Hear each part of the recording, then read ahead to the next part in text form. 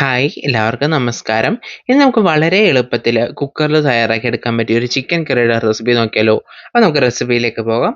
അതിനായിട്ട് ഞാൻ ഇവിടെ ചിക്കനൊക്കെ ക്ലീൻ ചെയ്തെടുത്ത് വെച്ചിട്ടുണ്ട്. ഇതിലേക്ക് മുളക് പൊടി, ആവശ്യത്തിനുള്ള ഉപ്പ്, മഞ്ഞൾപ്പൊടിയും കൂടെ ചേർത്ത് കൊടുത്ത് ഇതുപോലെ നന്നായിട്ടൊന്ന് മിക്സ് ചെയ്തെടുത്ത ശേഷം നമ്മൾ ഫ്രൈ ചെയ്തിട്ടാണ് കറി വെക്കുന്നത്. അപ്പോൾ ഇതുപോലെ നന്നായിട്ടൊന്ന് ഫ്രൈ ചെയ്തെടുത്ത ശേഷം ഒരു പാനിലേക്ക് നമ്മൾ വെളിച്ചെണ്ണ ചൂടായി വരുമ്പോൾ ചിക്കൻ കഷ്ണങ്ങൾ അതിലേക്ക് ഇട്ട് കൊടുത്തിട്ട് നമ്മൾ ഷാലോ ഫ്രൈ ആണ് ചെയ്തെടുക്കുന്നത്. ഡീപ്പ് ഫ്രൈ ചെയ്തെടുക്കേണ്ട ആവശ്യമില്ല.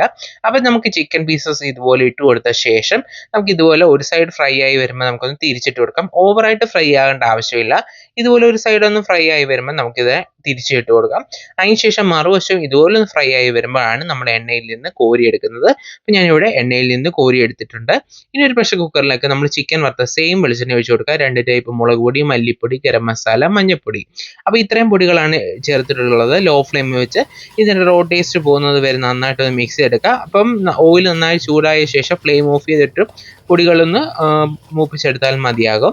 അപ്പോൾ ഇതുപോലെ നന്നായിട്ടൊന്ന് മൂപ്പിച്ചെടുത്ത ശേഷം ഇഞ്ചി വെളുത്തുള്ളി ചതച്ചതും വറ്റൽമുളകും കറിവേപ്പിലയും ചേർത്ത് കൊടുക്കാം. ശേഷം ഇതൊരു 1 മിനിറ്റ് നന്നായിട്ടൊന്ന് മിക്സ് ചെയ്തെടുത്ത ശേഷം സവോള കുത്തിയരിഞ്ഞതും തക്കാളിയും അതുപോലെ തന്നെ പച്ചമുളകും ചേർത്ത് കൊടുക്കാം. ഇനി ഇതിലേക്ക് നമുക്ക് കുറച്ച് ഉപ്പ് ചേർത്ത് കൊടുക്കാം. ഇതെല്ലാം കൂടെ നന്നായിട്ടൊന്ന് മിക്സ് ചെയ്തെടുക്കണം ഇനി. അപ്പോൾ നമ്മൾ മീഡിയം ഫ്ലെയിമിലാണ് ഫ്ലെയിം വെച്ചിട്ടുള്ളത്. അപ്പോൾ നന്നായിട്ടൊന്ന് മിക്സ് ചെയ്തെടുക്കുക. അപ്പം നമ്മളിത് സെപ്പറേറ്റ് വഴറ്റിയെടുക്കേണ്ട ആവശ്യമൊന്നുമില്ല. ഇതുപോലൊന്ന് മിക്സ് ചെയ്തെടുത്ത ശേഷം നമ്മൾ അടിക്കൊന്നും പിടിക്കാതിരിക്കാനായിട്ട് കുറച്ച് വെള്ളം ചേർത്ത് കൊടുക്കുക. ഇതിന് വേണ്ടിയുള്ള ഗ്രേവി അത്ര മാത്രം വെള്ളം മതി. അപ്പോൾ നമ്മളിതിൽ വെള്ളം ഒഴിച്ച് മിക്സ് ചെയ്തതിന് ശേഷം കുക്കർ അടയ്ക്കാം. അപ്പോൾ നമുക്ക് കുക്കർ അടച്ച് വെച്ചിട്ടുണ്ട്. അപ്പോൾ നമ്മൾ ഫ്ലെയിം മീഡിയത്തിൽ തന്നെയാണ് വെച്ചിരിക്കുന്നത്. ഇതുപോലെ വരുമ്പോൾ വെയിറ്റ് ഇട്ട് കൊടുക്കാം. കുക്കറിൽ ഒരു വിസിൽ വന്ന് അതിൻ്റെ കംപ്ലീറ്റ് പ്രഷർ പോയിട്ട് നമ്മൾ കുക്കർ ഓപ്പൺ ചെയ്തിട്ടുണ്ട്. ഇപ്പോൾ സവോളയും തക്കാളി, ഇഞ്ചി വെളുത്തുള്ളി പേസ്റ്റും നമ്മുടെ പൊടികളും എല്ലാം കൂടെ ചേർന്ന് നന്നായിട്ട് വഴന്നു വന്നിട്ടുണ്ട്. ഇനി ഇതിലേക്ക് നമ്മൾ ഫ്രൈ ചെയ്ത് വെച്ചിരിക്കുന്ന ചിക്കൻ്റെ കഷ്ണങ്ങൾ ഇട്ട് കൊടുക്കാം.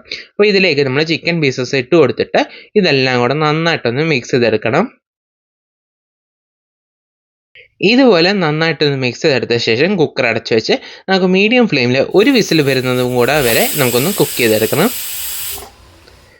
നമ്മുടെ അടുത്ത വിസിൽ വന്ന് കുക്കറിൻ്റെ കംപ്ലീറ്റ് പ്രഷർ പോയിട്ടുണ്ട്. അപ്പോൾ നമ്മൾ 2 വിസിലാണ് മൊത്തത്തിൽ അടുപ്പിച്ചിരിക്കുന്നുള്ളത്. അപ്പോൾ നമുക്കിതിലേക്ക് ടേസ്റ്റിന് ആവശ്യത്തിന് കുറച്ച് മല്ലിയില ചേർത്ത് കൊടുക്കണം.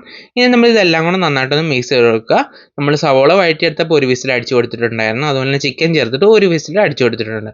അങ്ങനെ ടോട്ടൽ 2 വിസിലാണ് അടിച്ചിരിക്കുന്നത്. നമ്മുടെ ടേസ്റ്റ് ആയിട്ടുള്ള ചിക്കൻ കറി ഇവിടെ റെഡി ആയിട്ടുണ്ട്. അപ്പോൾ എല്ലാവർക്കും ട്രൈ ചെയ്ത് നോക്കാൻ പറ്റിയ ഒരു സിമ്പിൾ ചിക്കൻ കറിയുടെ റെസിപ്പിയാണ്.